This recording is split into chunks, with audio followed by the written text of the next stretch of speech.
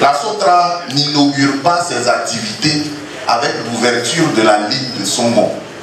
La SOTRA existe depuis les années 60 et l'expérience de Songon n'est qu'une occasion pour la SOTRA de mettre en mouvement toute l'expérience acquise depuis sa création. Donc les différentes préoccupations concernant la ligne d'Adjamé, etc., c'est des préoccupations qu'ils ont déjà traitées dans d'autres localités. Je souhaiterais donc appeler à la sérénité l'ensemble des membres de la population ici présents. Si la SOTRA considère, la SOTRA c'est une entreprise, si la SOTRA considère que dans le cadre de son activité, ouvrir une ligne est opportune, elle le fera naturellement. Donc ne vous inquiétez pas. Première observation. La seconde, c'est les défis. À l'endroit de la population, deux grands défis.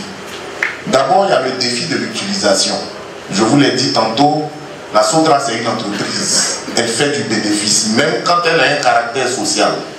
C'est la manière dont vous allez utiliser ces moyens de transport, la fréquence avec laquelle vous allez les utiliser qui va motiver certainement l'entreprise à travailler sur des innovations en vue d'améliorer sa prestation.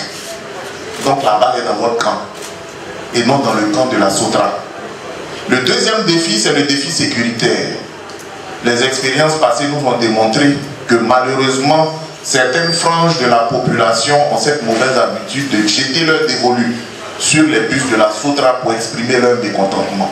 Déjà au niveau des villages, travaillons à la sensibilisation. Travaillons à la sensibilisation pour un usage correct et régulier des véhicules qui sont mis à disposition pour vous permettre de vous déplacer dans les meilleures conditions. Le troisième défi, l'initiateur de ce projet, c'est le Premier ministre, un fils de la localité. Vous l'avez écouté tout à l'heure dans les propos liminaires du responsable. C'est à l'initiative du Premier ministre qui a rencontré personnellement le DG de la SOTRA qu'on a enclenché le processus qui a abouti aujourd'hui à l'identification de ces lignes.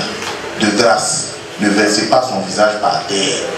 Il serait malheureux que le DG, il ne pourra pas le dire directement au Premier ministre, mais il serait malheureux que des déconvenus constatés sur le terrain obligent la SOTRA à prendre des mesures de restriction.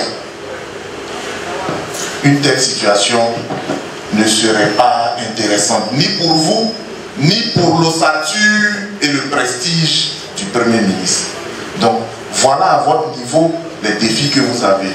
Pour revenir à l'intervention du chef de village, le chef Oba de Mbraté, Songon fait sa mue. On passe du village à la ville. On a encore des réflexes positifs du village qu'il faut enclencher. Ceux qui vont monter dans les bus, c'est les parents de Songon. Les parents de Songon connaissent les endroits où les enfants vont à l'école. Naturellement, si un enfant monte, mon fils, tu vas où, dans quelle école?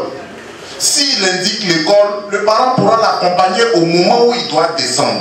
Donc toute la communauté est interpellée sur ces questions-là. Que chacun joue sa partition pour préserver l'intégrité physique de nos enfants. Il ne faudrait pas que par la présence de la SOTRA, nous déplorions des disparitions accentuées d'enfants. Ce ne serait pas intéressant. Donc chacun a sa partition à jouer et chaque membre de la communauté doit jouer franchement cette partition-là. Et merci à nouveau à la délégation de la SOTRA. Vous voudrez bien transmettre la gratitude de l'autorité administrative au DG pour avoir accepté de desservir Songon avec ses bus. Merci encore.